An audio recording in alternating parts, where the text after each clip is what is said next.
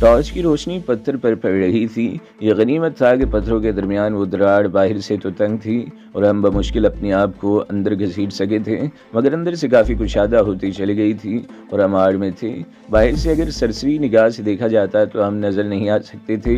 Torch की रोशनी पत्थर पर पड़ रही थी, इसकी बहुत मदम सी धाप अंदर भी आई थी और फिर वो रोशनी आहिस्ता आहिस्ता सिरकने लगी। मैंने नज़रें हटाकर देखा तो मेरा दिल उछल कर हलक में आ गया। मधु सिमट कर मेरे साथ लिपटी हुई थी, लेकिन इसका एक पैर दराड़ के ऐन सामने फैला हुआ था और दराड़ के किनारे पर रेंगती हुई रोशनी आहिस्ता आहिस्ता अंदर आ रही थी। मैंने पिस्तौल वाला हाथ आगे बढ़ाकर मधु का पैर बड़ी आहिस्तगी से पीछे खींच लिया और ठीक इसी वक्त रोशनी की धार इस जगह से होती हुई दराड़ में आगे तक चली गई। इस वक्त मैंने मधु की तरफ देखा। मैंने इसका मुंह सख्ती से दबा रखा था। इसे यकीनन सांस लेने में दुश्वारी पेश रही थी और खौफ से इसकी आंखें फटी पड़ी थी। मधु मर्द मार किस्म की लड़की थी। वो गुंडागर्दी और दादागिरी करती थी, मगर हुस्न शबाब के बलबूते पर गुंडागर्दी करना और बात थी और हकीकी ख़तरे का सामना करना दूसरी बात। इसमें शुबा नहीं कि वो बहादुर और हौसलामंद लड़की थी। वो कई मरतबा शक्ति के साथ ख़तरनाक हालात से गुजर चुकी थी। गुज़श्ता रात प्रेम पहाड़ी पर भी इसने बड़े हौसले का सबूत दिया था, लेकिन इस वक्त सूरत हाल कुछ और थी, नहायत नाजुक और संगीन। हम इस वक्त एक ऐसी बिल में थे जहाँ अगर हमें देख लिया जाता तो ऑटोमेटिक राइफल का एक ही ब्लास्ट हमारी ज़िंदगियों का खात्मा कर देता और हमें अपनी जगह से हरकत करने की मोहलत भी न मिलती। रोशनी अब इस दराड़ के बाहर मुख्तलिफ सिमतों में रेंग रही थी और इसके साथ कदमों की आवाज़ भी सुनाई देने लगी थी। इनके पैरों के नीचे आने वाले छोटे छोटे पत्थर लुढ़क रहे थे। सन्नाटे में इनके कदमों की और पत्थरों के लुढ़कने की आवाज़ भी बड़ा खौफनाक तासुर पैदा कर रही थी। वो हमसे तकरीबन 10-12 गज दूर जा चुके थे। मधु अब भी मुझसे लिपटी हुई थी। सुनो मधु, मैंने इसके कान के करीब मुँह ले जाकर बहुत हल्की सरगोशी की। मैं तुम्हारे मुँह से हाथ हटा रहा हूँ, अपनी आवाज़ पर काबू रखना। तुम्हारे मुंह से कोई आवाज़ नहीं निकलनी चाहिए। मैंने आहिस्तगी से इसके मुंह से हाथ हटा दिया। मधु के मुंह से इस तरह गहरा सांस निकला जैसे गुब्बारे से हवा निकल गई हो। वो चलने में मेरे साथ लिपटी रही, फिर अलग हो गई। कदमों की आवाज़ें अब खासी दूर चली गई थी। मैं रेंगता हुआ दराड़ के दहाने की तरफ बढ़ने लगा। वो दराड़ वाकई बहुत तंग था। मेरी कमर और सीना दब रहा था। मुझे हैरत थी कि हम पलक झपकने की देर में इसमें दाखिल कैसे हो गए थे, लेकिन फिर ख्याल आया कि मौत का खौफ बाज़ औक़ात नामुमकिन को मुमकिन बना देता है। इस वक्त हमारे जहनों पर भी मौत का खौफ सवार था। इस दराड़ में घुसते हुए भी सीने और कमर पर दबाव पड़ा होगा, मगर इसका एहसास नहीं हुआ था। और अब जब कि मौत का खौफ किसी हद तक ज़ाइल हो गया था तो बहुत मामूली सी तकलीफ़ भी पूरी शिद्दत से अपना एहसास दिलाने लगी थी। मैंने दराड़ से बाहर निकलकर ज़मीन से उठे बगैर इधर उधर देखा। तकरीबन 20-25 गज़ आगे वो मुख्तलिफ सिमतों में टॉर्च की रोशनियाँ दिखाई दे रही थीं। ये इत्मीनान कर लेने के बाद कि इस तरफ कोई नहीं था, मैंने दराड़ की तरफ मुँह करके सरगोशी की, आओ मधु बाहर आ जाओ। अंदर मधु के रेंगने की आवाज़ सुनाई दी और फिर ऐसी आवाज़ सुनाई दी जैसे वो कह रही हो। क्या हुआ, मैंने पूछा। ये दराड़ तंग हो गई है, शायद मुझसे नहीं निकला जा रहा, फंस गई हूँ, मधु ने कराहते हुए जवाब दिया। इसकी आवाज़ भी सरगोशी से ज़्यादा नहीं थी। दराड़ तंग नहीं हो गई, तुम सीधी आने की कोशिश कर रही हो, ज़रा आड़ी होकर निकलो, मैंने कहते हुए इसका हाथ पकड़ लिया। आड़ी तो हूँ, मधु ने जवाब दिया। मैं इसे हाथ से पकड़कर अपनी तरफ खींचने लगा। मधु जैसे चक्की के 2 पार्टों में फंस गई थी, लेकिन बहरहाल वो बाहर आने में कामयाब हो गई। वो गहरे गहरे सांस लेती हुई एक हाथ से अपना सीना सहलाने लगी। वो लोग इस तरफ है, मैंने इशारे से बताया, हमें इस तरफ से निकलना होगा, इन पत्थरों के पीछे। शक्ति कहाँ है? मधु का ये सवाल सुनकर मैं कांप उठा। हमारी छलांग लगाने के बाद तकरीबन 100 गज आगे जब कार रुकी थी तो इसकी थोड़ी ही देर बाद गोली चलने और किसी के चीखने की आवाज़ सुनाई दी थी। गोली किस पर चलाई गई थी और वो चीख किसकी थी?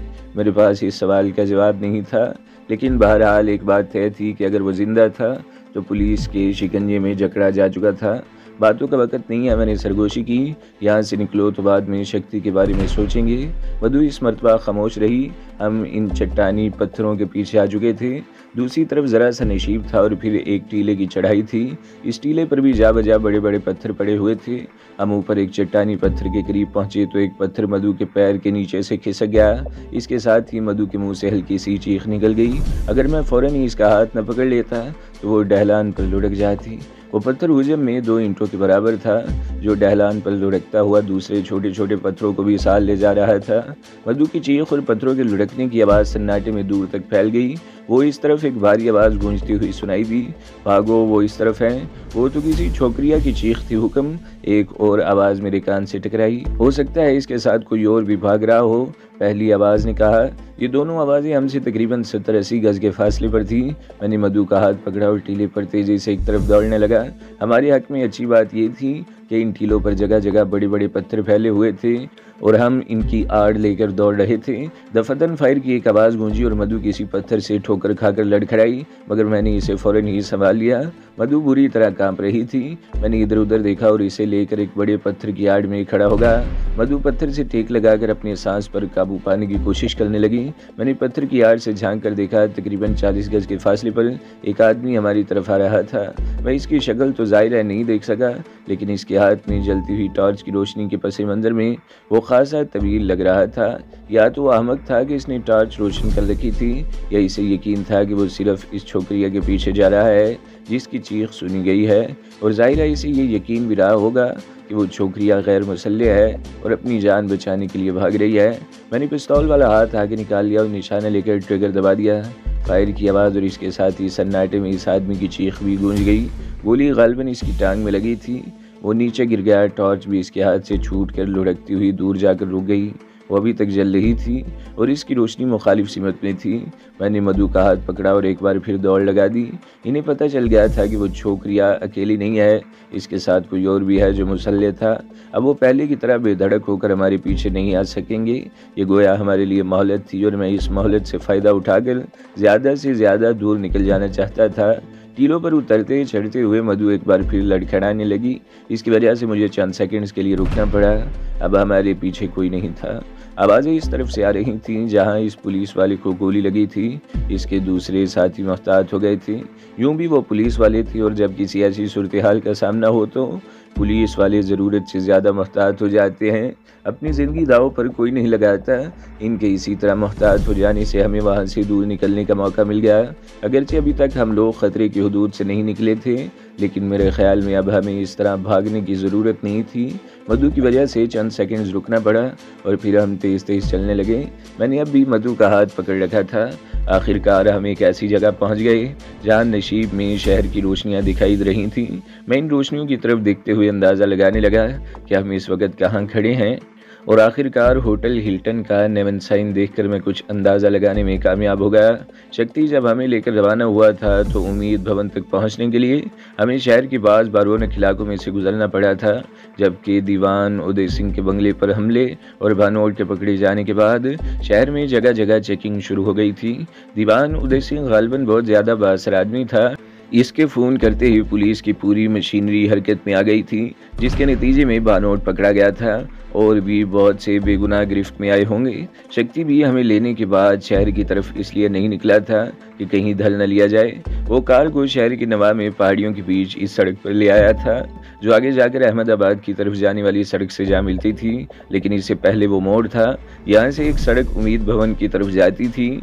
शक्ति इस तरफ से जाना चाहता था, लेकिन इस मोड़ पर पुलिस पार्टी खड़ी थी। शक्ति ने अकलमंदी की थी कि कार की रफ्तार हल्की करके हमें उतरने का मौका दे दिया था और खुद सीधा पुलिस के हाथों में चला गया था। वहाँ एक गोली चली थी और किसी के चीखने की आवाज़ सुनाई दी थी। यह अंदाज़ा लगाना दुश्वार था कि गोली किसने चलाई थी और चीखा कौन था। बहरहाल ये तयशुदा बात थी कि अगर वो जिंदा पुलिस के हाथ आया है तो भी इसका बचना बहुत मुश्किल है। मेरा हाथ छोड़ दो, मैं भाग नहीं जाऊंगी। मधु की आवाज़ सुनकर मेरे ख्याल मुंतशिर हो गए। मधु के मुंह से पहली बार आवाज़ निकली थी और वो नॉर्मल लग रही थी। अब इसकी सांस भी मामूल के मुताबिक थी। भाग तो नहीं जाओगी, लेकिन कहीं गिर पड़ोगी। तुम्हें लड़खड़ाने की आदत है। मैंने इसकी तरफ देखते हुए कहा, तुम जो हो मेरे साथ मुझे संभालने वाले। इसने जवाब दिया, तो फिर अपना हाथ मेरे हाथ में रहने दो, मैंने कहा और चंद लम्हों की खामोशी के बाद बोला, होटल हिल्टन का नेवन साइन नज़र आ रहा है। हमें इस होटल की दूसरी तरफ जाना है, वहाँ से मैं रास्ते का सही तयन कर सकूँगा। मैं नहीं समझ सकी तुम पूरा शहर पार करके कहाँ जाना चाहते हो, जबकि रत्ना का मकान यहाँ से ज़्यादा करीब है। मधु ने कहा, अब हम इस मकान का रुख नहीं कर सकते। मैंने कहा, पहली बात तो ये कि इसकी चाबियों का रिंग भाग दौड़ में कहीं गिर गया है, और दूसरी सबसे अहम बात यह है कि शक्ति पुलिस की हिरासत में है। हो सकता है वो पुलिस को इस मकान के बारे में बता दे, इसलिए वहाँ जाना अब खतरे से खाली नहीं है। शक्ति बहुत मजबूत है, वो जान दे देगा मगर जुबान नहीं खोलेगा, मधु ने कहा। बिल्कुल यही अल्फाज शक्ति ने भानुओं के बारे में कहे थे, मैंने जवाब दिया, लेकिन इसने जुबान खोल दी, जिसकी वजह से हमें इस खोली से भागना पड़ा। नहीं मधु, मैं कोई रिस्क लेने को तैयार नहीं हूँ। मेरे अंदर चलने की सकत नहीं रही, लेकिन हम रात यहाँ नहीं गुजार सकते। चलो मैं तुम्हारे साथ हूँ, मधु ने कहा। हम टीलों से उतरकर नशीब में चलने लगे। तकरीबन निसफ मील आगे आबादी शुरू हो गई थी। हम मोहतात अंदाज में अंधेरी सड़कों पर चलते रहे। आधी रात बीत चुकी थी। इस इलाके की सड़कें सुनसान पड़ी हुई थीं। यहाँ रहते हुए मैं रास्तों से पूरी तरह वाकिफ हो चुका था। हिल्टन होटल से बहुत दूर मैंने रास्ता बदल दिया। अब हमारा रुख कृष्ण भवन की तरफ था। पंडित भैरू का बंगला इसी इलाके में था। इस वक्त हम कुशादा सड़क को पार कर रहे थे। बाएं तरफ से आने वाली एक कार करीब से गुजरी तो हम पूरी तरह रोशनी में नहा गए।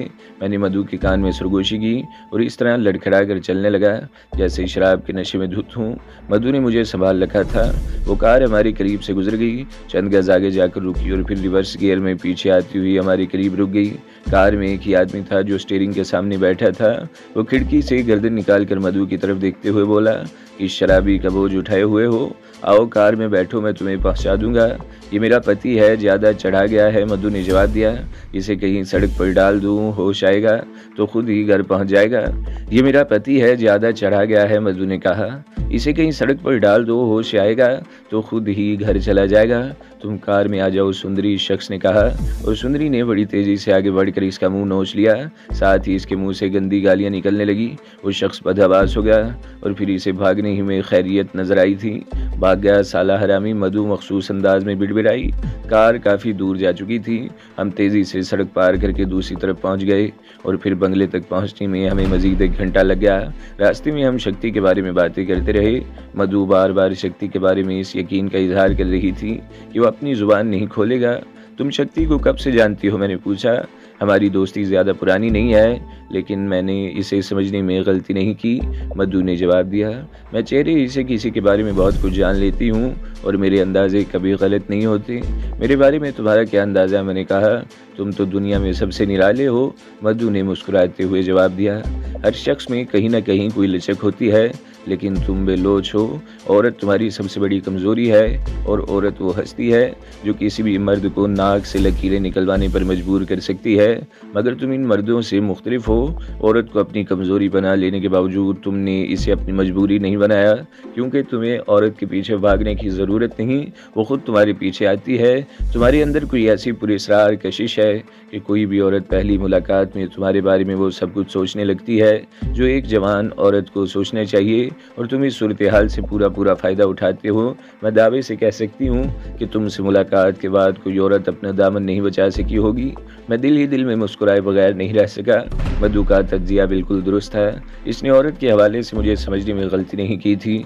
यह हकीकत भी थी कि मेरे करीब आने वाली कोई औरत अपना दामन नहीं बचा सकी थी। और क्या जानती हो मेरे बारे में, मैंने पूछा। तुम अपना मकसद हासिल करने के लिए इंतहा तक जा सकते हो और तुम्हें इस बात की परवाह भी नहीं होती कि तुम्हें अपनी कामयाबी के लिए कितने आदमियों की कुर्बानी देनी पड़ेगी, और तुम दूसरों से काम लेना भी खूब जानते हो, मधु ने जवाब दिया। मेरे बारे में मधु का ये तज्जिया भी बिल्कुल दुरुस्त था। इससे मेरी अगरचे ज़्यादा मुलाकातें नहीं हुई थी, लेकिन इसने मेरे अंदर तक झांक लिया था।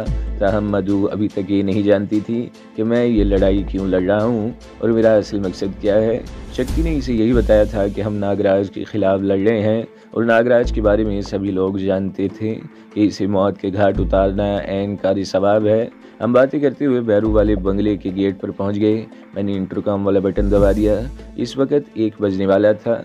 रत्ना को मालूम था कि मैं इसके मकान की चाबी ले गया हूँ। हो सकता है वो यही समझ रही हो कि मैं वहाँ चला गया हूँगा और इस वक्त वो दोनों सो रही होंगी। मगर जब दूसरी मरतबा बटन दबाया तो डिवाइस के नन्हे स्पीकर पर सुमित्रा की आवाज़ सुनाई दी। मेरी आवाज़ सुनकर वो मुतमईन हो गई।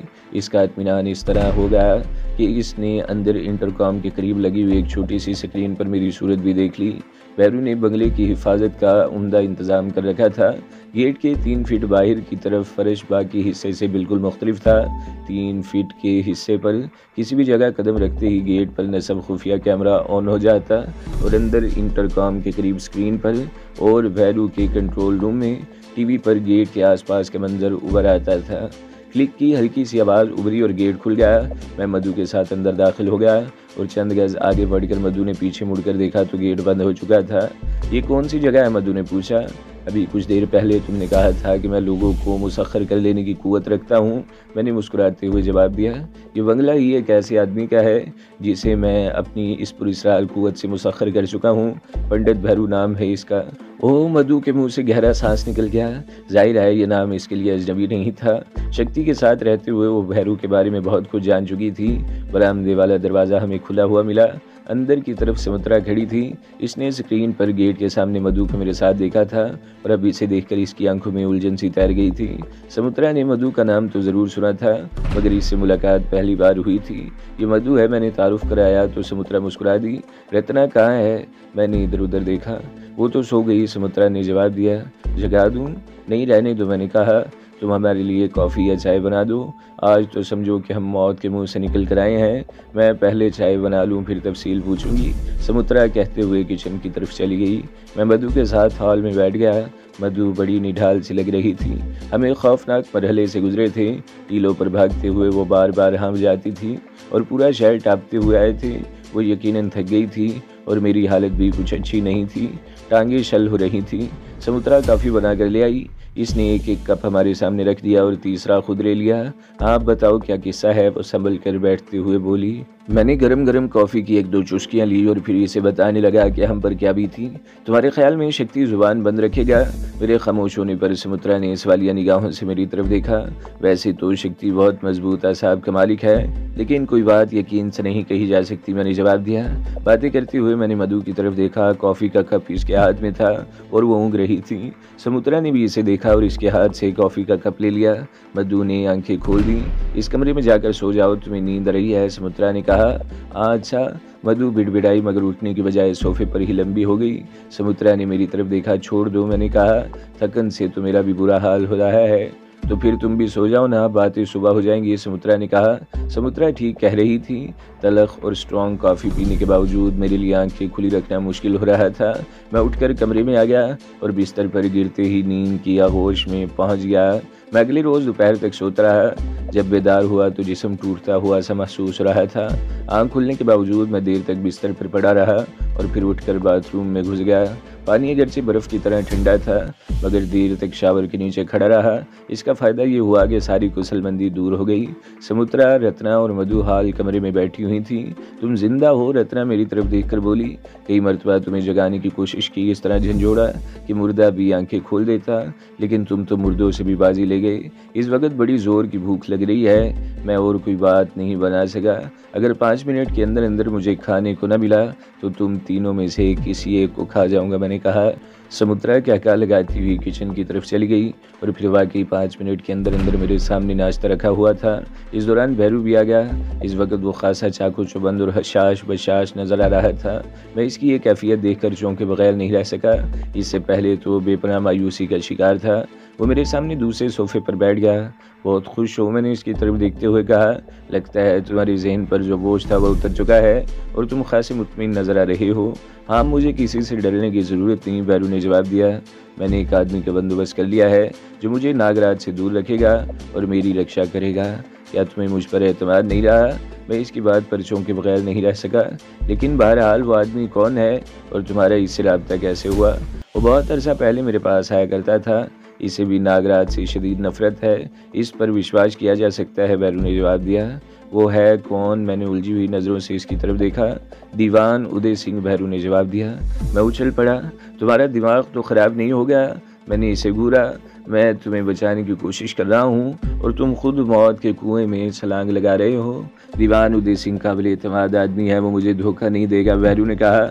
इस वक्त हर वो शख्स तुम्हारा दुश्मन है जिसे तुम्हारी दौलत के बारे में इल्म है, मैंने कहा। दीवान उदय सिंह भी दूसरों की तरह तुम्हारी दौलत उड़ाने का मंसूबा बना रहा है और इस मकसद के लिए इसने अमृत ठाकरे जैसे शख्स की खिदमत हासिल कर रखी हैं। क्या? भैरू का चेहरा धुआं होगा। मेरा ख्याल है समुद्रा ने तुम्हें अभी तक कुछ नहीं बताया, मैंने कहा। नहीं, कोई ख़ास बात नहीं, पैरू बोला। वो अपनी कैफियत पर काबू पाने की कोशिश कर रहा था। मैं इसे कल रात के वाक़यात के बारे में बताने लगा। कल रात मैंने खुद दीवान उदय सिंह की बातें सुनी थी। वो ना सिर्फ रजनी नामी किसी खूबसूरत लड़की के ज़रिए नागराज के करीब पहुंचने की कोशिश कर रहा था, बल्कि इसका मंसूबा ये है कि ठाकरे के ज़रिए तुम पर काबू पा ले और फिर ठाकरे को भी मौत के घाट उतार दिया जाए। लेकिन लगता है अब इसे किसी की मदद की ज़रूरत नहीं पड़ेगी। तुमने इसकी ये मुश्किल खुद ही हल कर दी और तुम्हारी बातों से मैं इस नतीजे पर भी पहुंचा हूँ कि तुम्हें अब मेरी ज़रूरत नहीं। ऐसी सूरत में मैं भी यहाँ रहना पसंद नहीं करूँगा। मैं रत्ना और मधु को लेकर आज शाम ही यहाँ से चला जाऊँगा। तो दोस्तों, अगली किस्त सुनने के लिए हमारे चैनल को ज़रूर सब्सक्राइब करें, वीडियो को लाइक करें और बेल के आइकन पर भी क्लिक कर दें ताकि हर जो आने वाली वीडियोज़ हैं वो आपको सबसे पहले मिलती रहें।